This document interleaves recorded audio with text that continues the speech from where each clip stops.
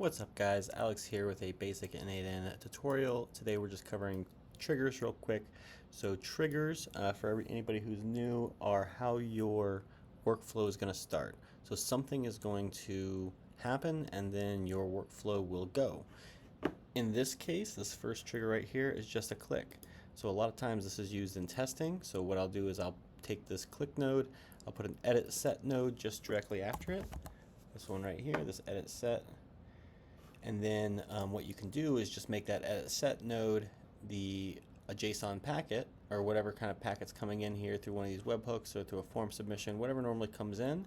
You can just set that edit set node to that, and now you have a test branch to your workflow. So these clicks are really good for testing, especially on workflows that are going to be scheduled by a trigger. So these trigger schedules are pretty interesting. They're just basically like you'd expect, just a time trigger. You can pick by any of these different variables or set your own. Everything is customizable in here, and it does exactly what it says. It just triggers every time at a certain time. The next trigger is this chat message. This is really good if you're going to set up like a front end here. So like, for example, the Slack trigger or something like that. If people are going to be talking to it, or you just want to have a place that people can talk to a bot that you set up, this is the node that you'd pick. This guy gives you, once it's all turned on and hooked up, it'll give you a little URL here that when you go to this URL, you'll be able to it'll be like a ChatGPT interface. You can set it up to take files or collect only certain file types. You can look at a bunch of different things here.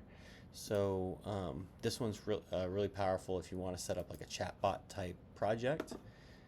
Form submissions, this one's kind of going outdated because most forms now could just be chatbots. If you think about it, a AI bot can now parse data coming in. It's a lot more user friendly to have a conversation with something rather than just fill out a form, especially if forms are long. And these can be more dynamic. But you also have a form submission one that does the same thing. It gives you a little URL here. You have the production URL for once you turn your workflow on. This test URL lets you test it. We'll be listening for like test events. And you can just fill out your form. It has different elements. These can be dynamic. So what's really interesting is, if you I actually don't know how you use an expression here since it's a trigger. I don't know how dynamic you can actually get it, just because the form on the front end kind of has to be static. So there might be a way to use that, but I can't think of it offhand here. You have some other options here, some styling options and ignoring bots and stuff like that. And then we have the webhook node. This is really good for a lot of platforms too that are talking from a front end. They can send any kind of packet forward to the N8N, any kind of JSON packet. You basically give them the path. They send you with an HTTP request the packet of information. You can just accept it immediately, and then it just kicks off your node. You can use that information however you need. And then the most powerful one here is this when executed by another workflow. So of course, as we create these other workflows in our account, there'll be one, like the best way to set up one of these N8N accounts is for each of your workflows to do like a micro task so that you can reuse it. It's almost like building a library of your own N8N tools. And so we'll be using this a lot. We'll be creating tools that just do a one-off thing, and we'll actually show one down here. The bug tool is a type of that, but just do a one-off thing, and then we'll be calling that tool for different reasons.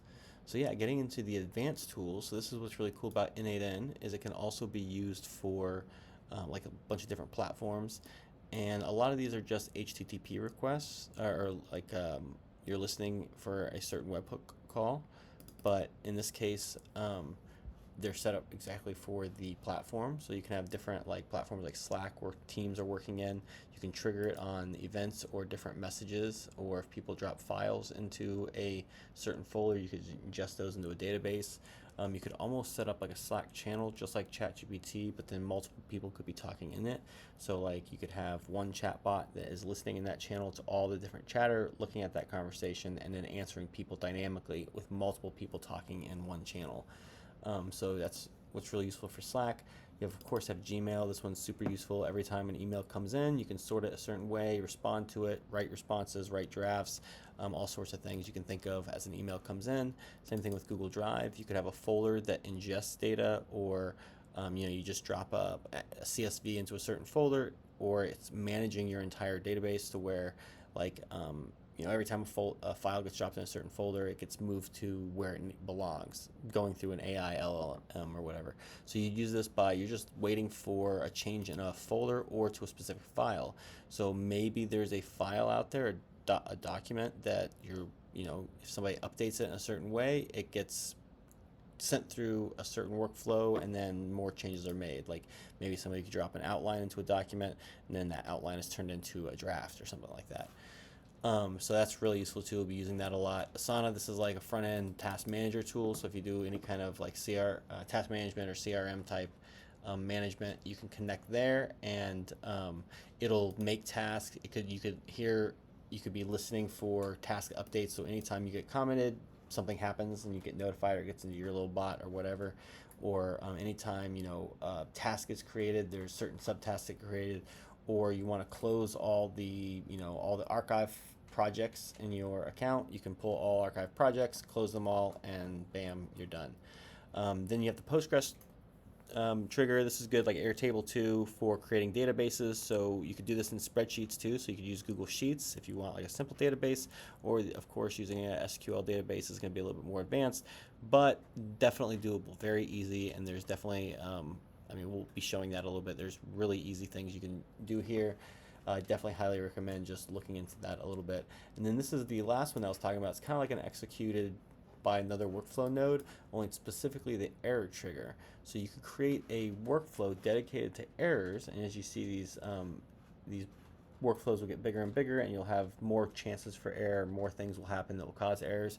Every time an error happens, it could go to a specific workflow where that error is sorted out and logged, or something happens. Like something happens to that error thing here, and then maybe it comes back or tries to fix the error and then goes back to your main workflow, or maybe it just logs it, whatever, but you have basically a dedicated trigger to errors. So that's it. That's the basic triggers and the other triggers. Don't forget to like and subscribe for more N8N tips.